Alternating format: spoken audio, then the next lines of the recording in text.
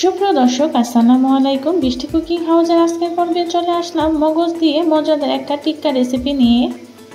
মগজ আমরা অনেকভাবেই খেয়ে থাকি, তবে কেউ কীরকম টিক্কা বানিয়ে খেয়েছেন? না খেয়ে থাকলে অবশ্যই আমার রেসিপিটি ফলো করে একবার হলেও বাসায় ট্রাই করে দেখেন। আশা করি নিরাশ হবেন না। মগজ দিয়ে একবার এই টিক্কা বানিয়ে কাউকে খাওয়ালে কেউ বুঝতেই পারবে না এটা কী দিয়ে তৈরি করেছেন। এটা এতটা টেস্টি হয়ে থাকে। তাহলে চলুন বেশি কথা না বলে আমরা মূল রেসিপিতে চলে যাই। কিভাবে এটা তৈরি করতে হয় সেটা দেখে নিই। এই মগজের টিক্কাটা তৈরি করার জন্য আমাদের এখানে লাগবে মগজ। এখানে আমি মগজটাকে আগে থেকেই পরিষ্কার করে নিয়েছি। মগজ কিভাবে পরিষ্কার করতে হয় তার রেসিপি অলরেডি আমার চ্যানেলে দেওয়া আছে। আমি রেসিপির লিঙ্কটা ডেসক্রিপশন বক্সে দিয়ে দিব, আপনারা চাইলে দেখে নিতে পারেন। মগজটাকে এখন ছুরির সাহায্যে ভালোভাবে ছোট ছোট করে কেটে নিতে হবে। খুব ভালোভাবে এটা ছোট করে কেটে নিতে হবে, একদম মিহি পেস্ট করা যাবে না। ছুরি দিয়ে দেখুন, ভিডিওটা লক্ষ্য করলে আপনারা বুঝতে পারবেন যে আমি এটা কিভাবে কুচি করে নিচ্ছি। এটা আস্তে আস্তেই থাকবে, একদম মিহি হবে না। মগজটাকে যদি একদম মিহি করে ফেলেন তাহলে এর টেস্টটা ভালো লাগবে না। সেজন্যই এটা শুধু ছুরি দিয়ে এভাবে করে ছোট ছোট করে টুকরো করে নিতে হবে। যখন সবগুলো টুকরো হয়ে যাবে তখন একটা বড় সাইজের বাটিতে আমি নিয়ে নিচ্ছি।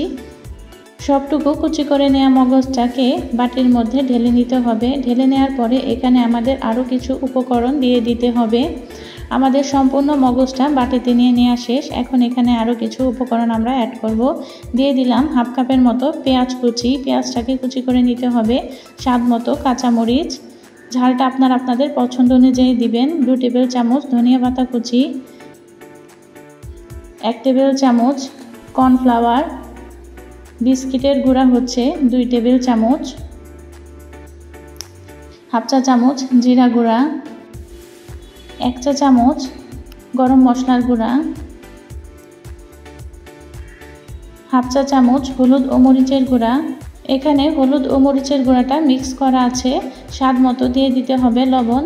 এবার দিয়ে দিতে হবে আদা ও রসুনের পেস্ট।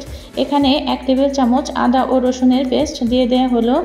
এবার ফেটানো ডিম থেকে অল্প অল্প করে ডিম দিয়ে দিতে হবে। আমি এখানে একটা ডিম ভালোভাবে ফেটিয়ে নিয়েছি, সেখান থেকে অল্প অল্প দিয়ে এই ডোটাকে মাখতে হবে। একসাথে বেশি দেওয়া যাবে না, তাহলে এটা নরম হয়ে যেতে পারে। অল্প অল্প ডিম দিয়ে এটা আলতো হাতে মেখে নিতে হবে। এটা খুব চাপ দিয়ে মাখা যাবে না, আলতো হাতে খুব সুন্দরভাবে এটা মেখে নিতে হবে। একটু বেশি সময় নিয়েই এই কাজটা করতে হবে, তাড়াহুড়া করা যাবে না। সম্পূর্ণ উপকরণগুলো যখন মাখানো হয়ে যাবে তখন এখানে দিয়ে দিতে হবে পেঁয়াজ বেরেস্তা। এখানে 1 টেবিল চামচের মতো দিয়ে দিলাম পেঁয়াজ বেরেস্তা। বেরেস্তাটা দিয়ে আবারও আলতো হাতে এটা মাখিয়ে নিতে হবে। খুব শক্ত হাতে এটা মাখানো যাবে না। সম্পূর্ণ উপকরণগুলো আলতো হাতে মাখিয়ে নিলেই আমাদের মিশ্রণটা একদম রেডি হয়ে যাবে। মিশ্রণটা মাখানো শেষ হলে এটা ভেজে নিতে হবে। আমাদের মিশ্রণটা একদম রেডি, এখন শুধু এটা ভেজে নেওয়ার পালা। ভাজার জন্য আমাদের আরেকটা কাজ করতে হবে। এখানে আমি একটা বাটিতে বিস্কিটের গুঁড়া নিয়ে নিয়েছি, আপনারা চাইলে ব্রেড ক্রামও নিতে পারেন। এখন হাতের মধ্যে অল্প একটু উপকরণ নিয়ে এভাবে টিকিয়ার মতো শেপ দিয়ে বিস্কিটের গুঁড়ায় খুব ভালোভাবে কোট করে নিতে হবে। খুব ভালোভাবে এটা কোট করে নিতে হবে যাতে এটা ভাজার সময় খুলে না আসে। হাত দিয়ে একটু চেপে চেপে এটা বিস্কিটের গুঁড়ার সাথে কোট করে নিতে হবে। আমাদের কোট করে নেওয়া শেষ। এভাবে করে সবগুলো টিকি আমরা কোট করে নিয়েছি। এখন এটা গরম তেলে ভেজে নিতে হবে। ভাজার জন্য কড়াইতে পরিমাণ মতো তেল গরম করে নিয়ে এখানে টিকিয়াগুলো ছেড়ে দিতে হবে। এ সময় চুলার আঁচ মিডিয়াম লোতে রাখতে হবে, তা না হলে উপরে হয়ে যাবে কিন্তু ভেতরের দিকে কাঁচা থেকে যাবে। এক পাশে যখন হয়ে আসবে তখন এটা উল্টে দিতে হবে আরেক পাশ হওয়ার জন্য। লক্ষ্য রাখতে হবে ভাজার সময় অবশ্যই চুলার আঁচটা মিডিয়াম লোতে রাখতে হবে, তা না হলে উপরে পুড়ে যাবে কিন্তু ভেতরে কাঁচা থাকবে। যখন এগুলো হয়ে আসবে তখন আমি এগুলো উঠিয়ে নেব। দেখুন আমাদের টিকিয়াটা হয়ে গেছে, এখন এগুলো উঠিয়ে নেব। ঠিক একইভাবে সবগুলো টিকিয়া আমরা ভেজে নেব। ভাজার পরে এর ফাইনাল লুকটা কেমন হয়েছে সেটা আপনাদের দেখাচ্ছি। আমাদের সবগুলো টিকিয়া ভাজা শেষ। দেখুন এর ফাইনাল লুকটা দেখতে কতটা লোভনীয় লাগছে।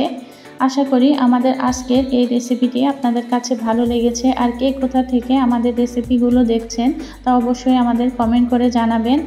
আজ তাহলে এই পর্যন্তই। পরবর্তী আবারও কোনো সহজ ও মজাদার রেসিপি নিয়ে আপনাদের সামনে হাজির হব। সে পর্যন্ত সকলেই ভালো থাকবেন, সুস্থ থাকবেন। আজ এ পর্যন্তই। আল্লাহ হাফিজ।